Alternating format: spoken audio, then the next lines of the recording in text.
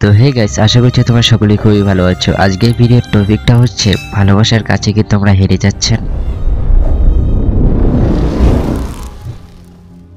তোমার সর্বপ্রথম কাজটিকে করতে হবে গার্লফ্রেন্ডের সাথে কথা বলা কমিয়ে দিন, রাগ করা কমিয়ে দিন, নিজের দাম নিজেই রাখুন, নিজেকে সস্তা ভাবা বন্ধ করুন। গার্লফ্রেন্ড চলে যেতে চায়, তার ইচ্ছায় তাকে যেতে দিন। ভিডিও শুরুতে তোমাদের কাছে আমি ছোট্ট একটি রিকোয়েস্ট করছি, তোমরা কেউ ধূমপান করবে না এবং ধূমপান থেকে দূরে থাকুন। তোমার গার্লফ্রেন্ড যেহেতু তোমাকে ঝামেলা মনে করে, তার থেকে দূরে থাকুন। যেরকম আমার গার্লফ্রেন্ড আমাকে ঝামেলা মনে করতো, আমি কিন্তু এখন তার কাছ থেকে দূরে আছি। তোমার গার্লফ্রেন্ড যেহেতু তোমাকে অপমান করে, তাহলে হেসে চলে আসুন। তার কারণ প্রিয় মানুষকে কখনো কাঁদা দিন। গার্লফ্রেন্ডকে আপন কম ভাববেন, যতই নিজের ভাববেন ততই কষ্ট পাবেন। নিজে যত বোকা হবেন তোমাদের জীবনটা ততটাই সুন্দর হবে। এইসব কথাগুলো বলার কারণটাই হলো, আমারও একসময় গার্লফ্রেন্ড ছিল, এখন সে আমার কাছ থেকে বহু দূরে চলে গেছে। এইসব কথাগুলো আমার মন থেকে বেরিয়ে যাচ্ছে, আর আমি এইসব কথাগুলো বলার জন্য বাধ্য হচ্ছি।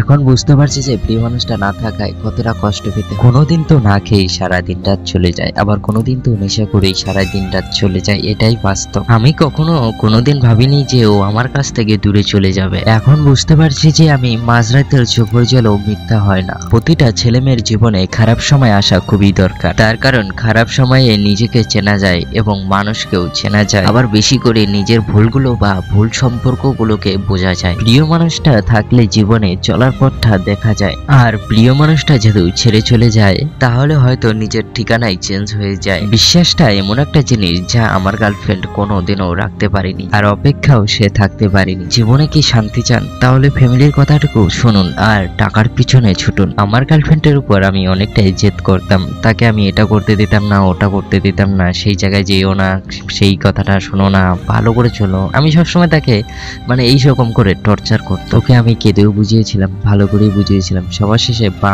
দুটো ধরেও বুঝিয়েছিলাম যে আমাকে ছেড়ে চলে যেও না। এখন আমি বুঝতে পারছি যে ও না থাকায় আমার কতটা খারাপ লাগছে। হয়তো আমি তোমার কাছে বেশি অধিকার খাটিয়েছিলাম, তার কারণ আমি তোমাকে আমার কাছের ভেবেছিলাম। এখন আমি শুনছি যে তোমাকে আমি নাকি ডিস্টার্ব বা ব্ল্যাকমেল করেছি, আবারও শুনছি যে তোমাকে নাকি আমি টর্চারও করেছি। এই কথাগুলো কি তুমি বলতে পারলে? তো আজকের ভিডিওটি এখানে শেষ করছি, আবার দেখা হবে নতুন একটি ভিডিওতে। ভিডিওটি ভালো লেগে থাকলে ভিডিওটিকে অবশ্যই একটি লাইক করে আমার চ্যানেলটিকে সাবস্ক্রাইব করতে ভুলবে না। আর এই ভিডিওটিতে সম্পূর্ণ আমার কাহিনী নিয়ে আলোচনা করা হয়েছে। সবার শেষে তোমাদের কাছে আমি একটি ছোট্ট রিকোয়েস্ট করব, তোমরা সবাই ভালো থাকো, সুস্থ থাকো, আর তোমরা আমার পাশে থাকো।